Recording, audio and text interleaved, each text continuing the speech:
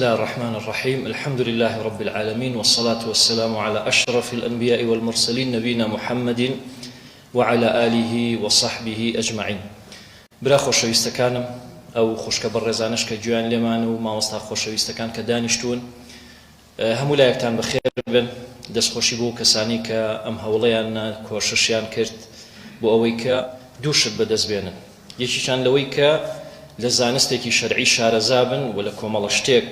ئاشنا بن کە لە شەرعی خوای گەورە و باڵادەست پێشتر زانیویانە یاخود نەیان زانی و هەوڵیان بۆیاوە و دووەمینیش بۆ ئەوەی کە خەڵاتێک بەدەست بێنن بەدەستهێنانی خەڵات ناشەرعی نییە دیاریەکە بۆ خۆتان یاخوا پیرۆستان بێ عافێتتان بێ ئینشاءالله ئەمە هەوێنێک بێ بۆ ئەوەی کە ئێوە زیاتر هەوڵی زانست و زانیاری بدەن چونکە برا خۆشەویستەکانم خوشکە بەڕێزەکان مەسەلەی زانستی شەرعی یەکێک شتێکە لەو شتانی کە فەرزە لەسەرمان وەکو پێغەمبەر صلی الله عليه وسلم باسی کردووە طلب العلم فريضة على كل مسلم ئەم زانستە شەریفە کە زانستی شەرعیە فەرزە لەسەر هەموو مسلمانێ جاگەر مسلمانێک خوێنەواری هەبێ یاخود خوێنەواری نەبێ بەپی ئەو توانە و جوهدەی کە ئەتوانێ گوێ بگرێ سەیر بکە فێر ببێ تێبگە زانست بگەێنێ بە خەڵک بە هەر نەوعێک بۆ چۆن بۆی ئەکرێ ئەمە بەڕاستی واجبێکە لە واجبە شەرعیەکان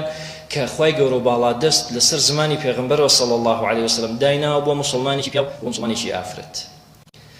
بەڵام ئێمە لێرە شتێک بە هەند وەربگرین برا خۆشەویستەکانم ئێمە زانست کە وەری ئەگرین لە پێشا بۆ ئەوە وەریەگرین کە خۆمان عەمەلی صالحی پێ بکەین چونکە ئەگەر قورئان بخوێنیتەوە کەم ئایەت ئەبینی باسی ئیمان بکە ئیلا عەمەلی صالحیشی لە پاڵیا باس کردو ڕاستی و ئەوەش بە هەند وەربگرین کە بەڕاستی خەڵاتی قیامەت لە خەڵاتی دنیا گەورەترە تێگەی براکەم بزانە خوای گەورە چیە فەرمێ يرفع الله الذين آمنوا منكم والذين أوتوا العلم درجات أو كساني كإيمانه هنا الخاي جورا فرمي بلان برزكينو بلام لناو إيمان داركانا شينيكي تايبت هي خاي جورا فرمي چندين درجة بسر إيمان داركاني ترى برزكينو شكا أمان فضلك زياتر يعني هي أويش كشيء كأوتوا العلم أو كساني كزانستي شرعي أزانا بوي براستي ورقرتني زانستي شرعي أو بلاي كخاي جورا بالا دست داينا ولا روجي قيامتا زۆر زۆر بەرزترە لە هەر شەهادەیەک کە تۆ لە دنیا بیهێنی ئەمەی کە لە دنیایەوە کوتم مەسئلەیەکی شەرعیە تۆ مادام لەگەڵ خوابی تۆ مادام بۆ خوابی کەی دڵنیا بە لە دنیاشا خوای گەورە بەخشیشتەیاتێ پێش قیامەت بەڵام بزانە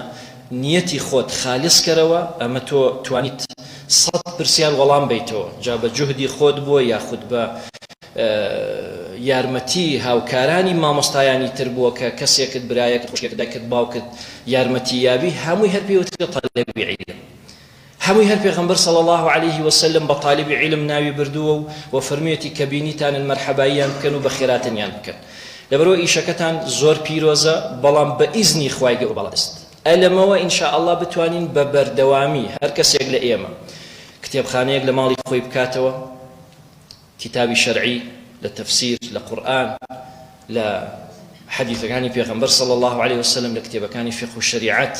لكتاب كان السيرة وجيان نامو ميجو تاريخ همو يشيق لمانات شون أتواني الروجان كتاب بكرة برو بخيون لمزقوتا كان لا إمام مصطياني أهل السنة لا إمام مصطياني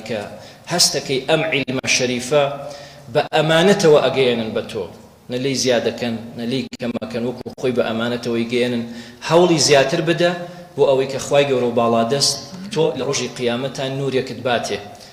و پلەی بەرزت باتێ کە ئەو پلەیەش لە بەهەشت بێ و پێغەمبەر فەرمێ صلی الله عليه وسلم فضل العالم على العابد كفضل على أدناكم ئەو کەسەی کە خاوەنی عیلمە بەسەر ئەو کەسەی کە بەس عیبادەت ئەکا بەس عیلمی پێنیە و بە عیلمەوە نایکا پێغەمبەر فەرمێ صلی الله عليه وسلم وەکو ئاستی من وایە لە ئاستی کەمترینتانە يعني كمتريني مسلمانان بينرا بيرشاوي خوت لبلوباي إيمان لقل بيغمبر صلى الله عليه وسلم كخواي قورو بالادست يك شوين هيا لهم شوين كان قورة رو بيروستر كتولى دواي بان علي اللهم يعني رب هذه الدعوة التامة خني تاقيت وشوني آتي محمدا الوسيلة والفضيلة وابعثه مقاما محمودا الذي وعدته فرمي أو شوين يك شوين خواي قورو بو يك بندي داناوا أرجو أن أكون أنا هو هواء كم كأو كسمن بم